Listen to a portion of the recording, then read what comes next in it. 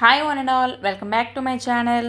ఇవాళ వీడియోలో ట్రెడిషనల్గా ఒక పాట్ని నేను ఎలా డెకరేట్ చేశానో మీకు చూపించబోతున్నాను.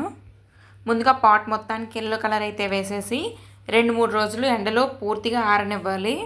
ఈ పాట్ విషయంలో ఏం జరిగింది అంటే, ఈ పాట్కి పై భాగంలో ఒకసారి, లోపల భాగంలో ఇంకొకసారి, అంటే 2 సార్లు రంగు వేయడం వల్ల పై భాగంలో ముందు వేసాం కాబట్టి రంగు పూర్తిగా ఎండిపోయింది. లోపల భాగంలో కొంచెం లేట్గా రంగు వేయడంతో ఇంకా పూర్తిగా ఎండలేదు, ఇంకా కొంచెం తడిగా అయితే ఉంది.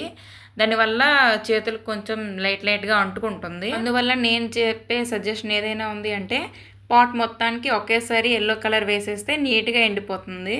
పై భాగంలో ఎల్లో పెయింట్ పూర్తిగా ఎండిపోయిన తర్వాత మనం డిజైన్స్ వేయడం అయితే స్టార్ట్ చేయాలి. ఏదైనా ఒక వస్తువుని ట్రెడిషనల్గా డెకరేషన్ చేయాలి అంటే ఫస్ట్ గుర్తొచ్చేది మెలిక ముగ్గులే. అందువల్ల ముగ్గులో సైడ్ బార్డర్గా యూజ్ చేసే ఈ డిజైన్ అయితే నేను చూస్ చేసుకున్నాను.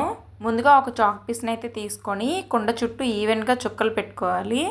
చాక్ పీస్ అని ఎందుకు అంటున్నాను అంటే, ఒకవేళ మిస్టేక్ అయినా సరే మనకు తెలుస్తుంది, మనం దాన్ని అరేంజ్ చేసి మళ్ళీ కొత్తగా పెట్టుకోవచ్చు. అదే డైరెక్ట్గా ఫస్ట్లో పెయింట్ పెట్టేస్తే అది ఖరాబ్ అయిపోతుంది. నేను ఇక్కడ చుక్కలు పెట్టడానికి అయితే వైట్ కలర్ని అండ్ డిజైన్ వేయడానికి అయితే రెడ్ కలర్ని అయితే యూజ్ చేశానండి. చూసారా, డిజైన్ అయితే ఇలా వచ్చింది ఫైనల్ లుక్. మిడిల్లో ఇలా వేసాను కదా, పైన కొంచెం ఖాళీగా అనిపించింది, ఎందుకో నాకు నచ్చలేదు. పైన కూడా కొంచెం చిన్నగా డిజైన్ పెడితే బాగుంటుంది అని అయితే అనిపించింది.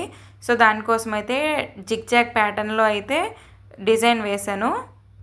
జిగ్జాగ్ ప్యాటర్న్లో డిజైన్ మొత్తం కంప్లీట్ అయ్యాక ఆ ప్యాటర్న్ మధ్యలో చిన్న చిన్న గ్యాప్స్ ఉన్నాయి కదా, ఆ గ్యాప్స్ని ఫిల్ చేయడానికి అయితే వైట్ డాట్స్ని అయితే పెట్టేశానండి.